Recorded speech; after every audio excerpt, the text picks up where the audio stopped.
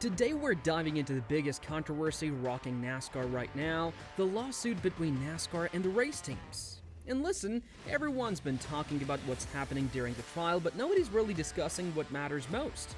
What happens when this whole thing is over? What does the finish line actually look like for our sport? Stick around because we're breaking down every possible outcome. Before we go any further, let me ask you this. Can NASCAR survive this lawsuit no matter who wins? The answer might shock you, and we're going to explore exactly why NASCAR thinks losing this case is basically a death sentence for them.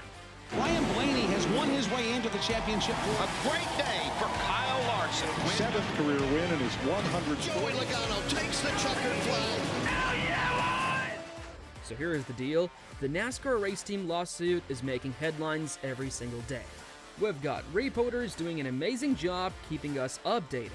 At lunchtime, we get updates, end of the day, more updates. They're crushing it with the coverage, but here's what nobody's really talking about. When that checkered flag finally drops on this legal battle, where is everyone going to line up? What's the final running order going to look like?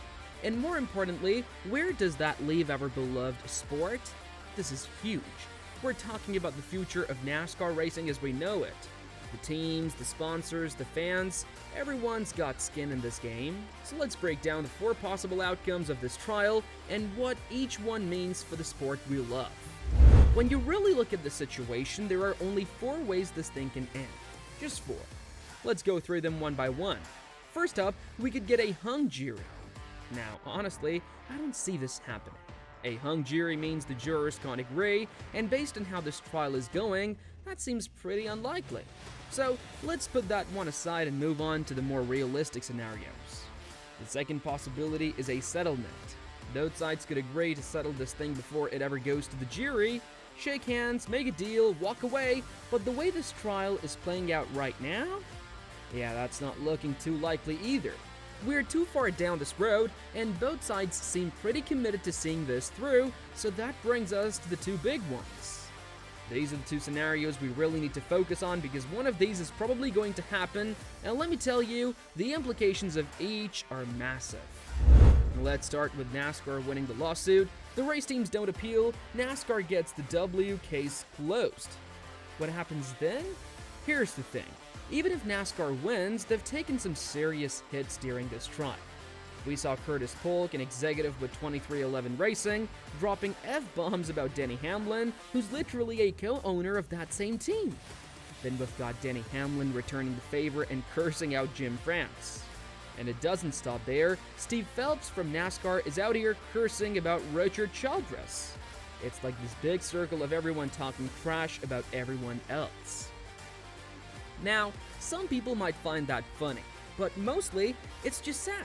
Nobody wants to see our sport looking like this. This isn't what racing is supposed to be about. So, if NASCAR wins, does everything just go back to normal? Status quo? I don't think that's going to work.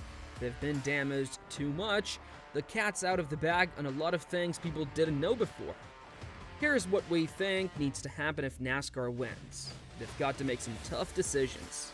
They need to eat a massive slice of humble pie, make some changes, and launch a serious marketing campaign to rebuild trust.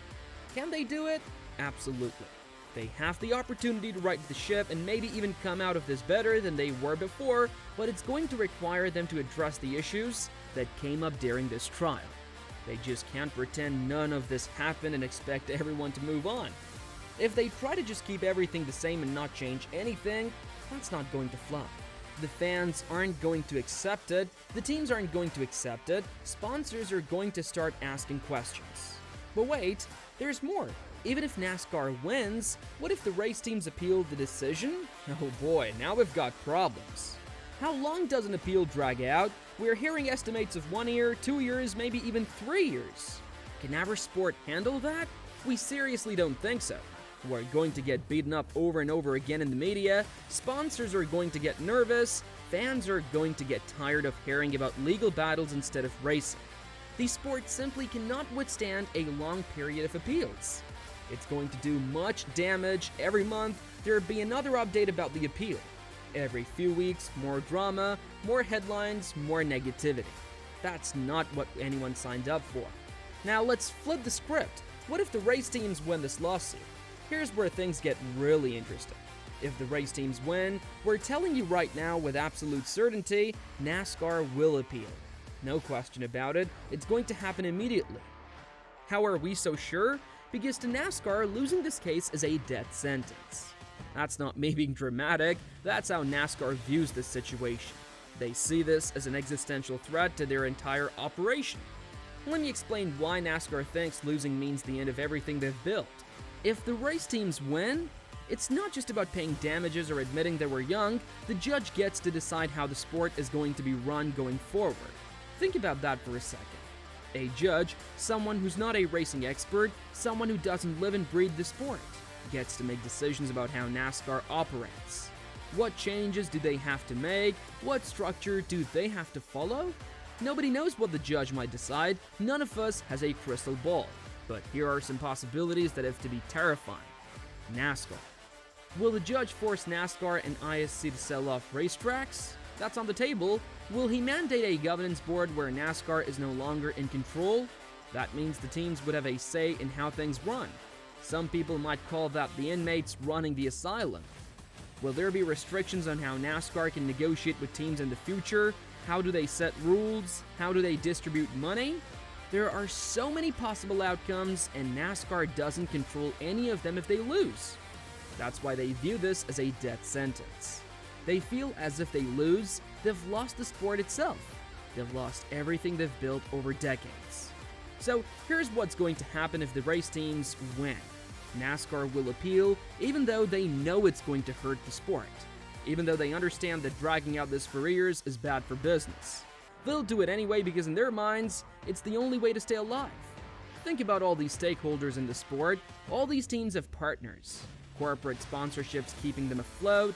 NASCAR has corporate sponsors and partners. We've got massive media rights deals, television contracts worth billions. None of these companies want to be involved with something that's stuck in a legal battle for 2 or 3 more years. Or maybe they'll stay involved, but they won't be as enthusiastic. They won't invest as much, they'll hedge their bets and wait to see what happens. That's poison for a sport that relies so heavily on corporate money and partnerships. But NASCAR will take that risk because they believe the alternative, losing control of the sport, is even worse.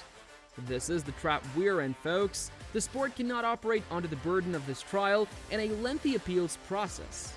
We've already been dealing with this for over a year. Everyone's chosen their side.